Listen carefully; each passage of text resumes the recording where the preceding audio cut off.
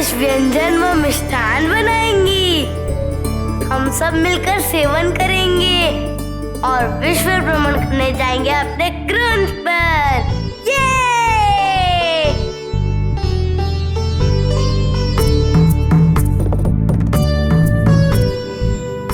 तुम सब यहाँ क्या कर रहे हो? चलो मेरे साथ, भैया के लिए शैया तैयार करनी है। नन्ही गणपत, आप भी चलिए। दीदी, आप भी चलिए ना। चलो चलो।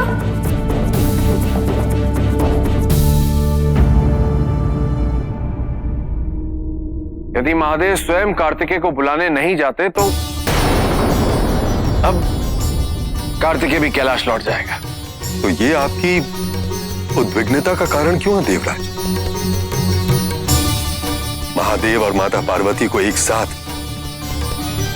तीनों संतानों का सुख पहली बार प्राप्त हो रहा है। ये उनके लिए अत्यंत प्रसन्नता का विषय है। और देवराज, उनकी प्रसन्नता समस्त संसार के लिए हितकारी है। संसार के हित से पूर्व स्वर्ग के विषय में सोचिए आचार्य। असुरों की पराजय से स्वर्ग पे मंडराता हुआ संकट टल गया, ऐसा कदापि नहीं। महादेव के दोनों पुत्र अत्यंत शक्तिशाली हैं, महान है वे। और अब दोनों साथ में हैं, एक साथ हैं वो दोनों। मैं कुछ समझा नहीं देवराज। समझ तो आप गए हैं आचार्य, तो आप मेरे मुख से सुनना चाहते, ताकि आप मेरी असुरक्षा का उपहास कर सकें, कटाक्ष कर सकें, है ना? तो अब मैं अपनी असुरक्षा का उपाय जानता हूं। मैं जानता हूं अब मुझे क्या करना है।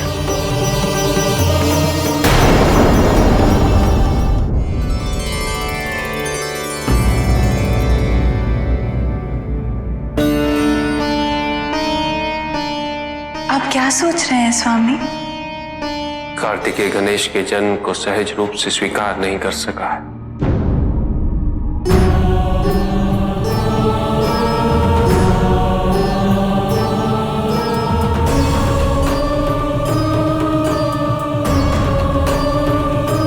उसे लगता है कि गणेश के जन्म के पश्चात कैलाश पे उसकी आवश्यकता नहीं है। कार्तिकेय को? किंतु क्यों? क्योंकि वो सोचता था कि उसके जन्म के पश्चात उसकी माता को एक और पुत्र की आवश्यकता नहीं होगी। ऐसा कहा उसने?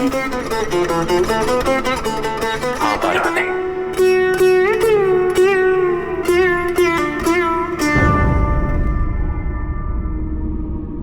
किंतु मुझसे नहीं,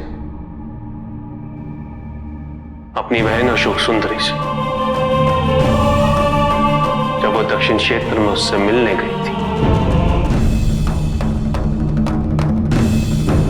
आपने हमें पहले क्यों नहीं बताया स्वामी? हम समझाते उसको। हम मां हैं उसकी। उसके सुख दुख की अनुभूति हमें कैसे नहीं हुई? उसकी भावनाओं से अनभिज्ञ कैसे रह गए हम स्वामी? मैंने कार्तिकेय को समझाया है पार्वती कि मेरे और तुम्हारे हृदय में उसका स्थान कभी कोई नहीं ले सकता। मैं गणेश को भी इस वास्तविकता से अवगत कराऊंगा, ताकि गणेश से ऐसी कोई भूल ना हो जिससे कार्तिकेय को दुख पहुंचे। हाँ स्वामी, कार्तिकेय के कैलाश पे आगमन से पूर्व ही आप गणेश को समझा दीजिए। हम नहीं चाहते कि हमारे दोनों पुत्रों के बीच द्वेष उत्पन्न हो। चिंता ना करो पार्वती, यदि मेरे समझाने से भी कोई प्रभाव नहीं पड़ा तो गणेश को देखते ही कार्तिकेय के हृदय में उसके प्रति इतना प्रेम उत्पन्न हो जाएगा कि वो सब कुछ भूल जाएगा।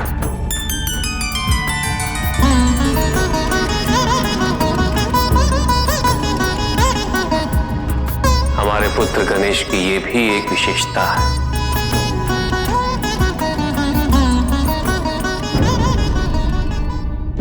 आप सभी के समर्थन से विश्व विजय अभियान सफल हुआ है और इसी के साथ पिताजी द्वारा सौंपे गए दायित्व की पूर्ति भी हुई है।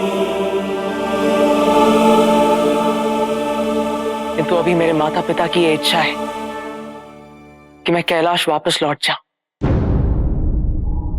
मैं इतने वर्षों के पश्चात कैलाश लौट रहा हूं। पता नहीं वहां कितने नए नए दायित्व मेरे समक्ष आएंगे, किंतु मैं यहां अवश्य आऊंगा कभी ना कभी, क्योंकि दक्षिण की इस भूमि से जो मेरे संबंध स्थापित हुआ है उसे समय या दूरी कभी मिटा नहीं सकती।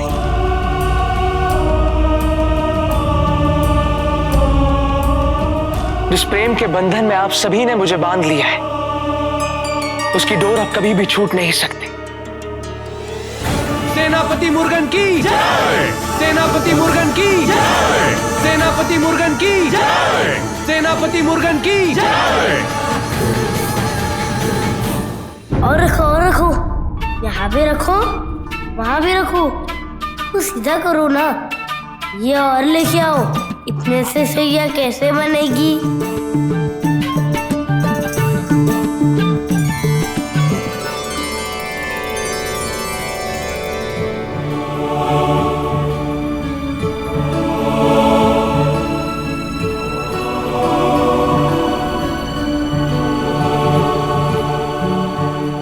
गणेश, दादी देखिए, भैया के लिए शैया तैयार करवा रहा हूँ। और अपने लिए? मेरे लिए? हाँ पुत्र, क्या तुम अपने भाई को यहाँ अकेले सोने दोगे? किंतु मैं तो आपकी गोद में सोता हूँ ना।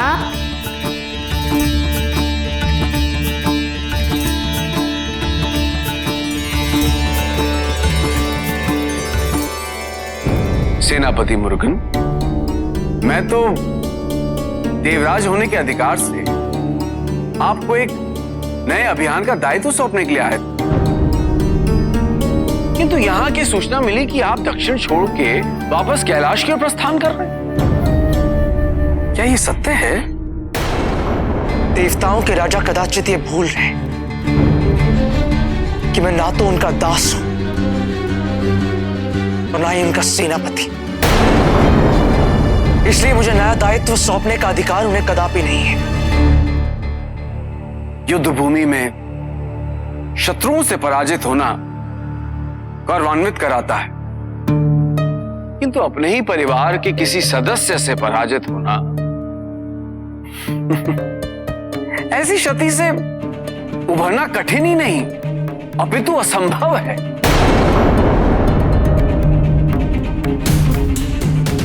ऐसा प्रतीत होता है कि आप कैलाश में गणेश की उपस्थिति से अनभिज्ञ हैं।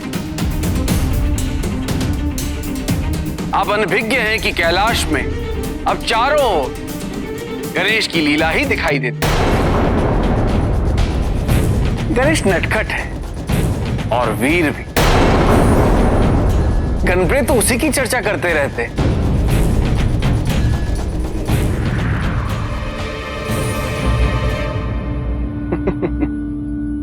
और माता पार्वती,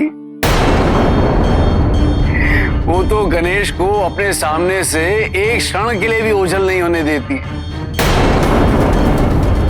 उन्हें तो सदैव यही चिंता रहती है कि मेरे गणेश ने कुछ खाया, कुछ पिया।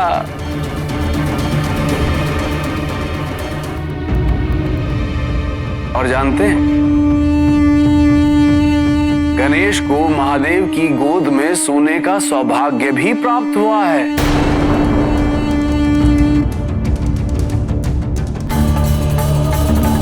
और माता पार्वती ने तो गणेश से वचन भी लिया है कि वो उन्हें छोड़ के कहीं नहीं जाएगा, कभी नहीं जाएगा। वे चाहती तो ये वचन आपसे भी ले सकती थी,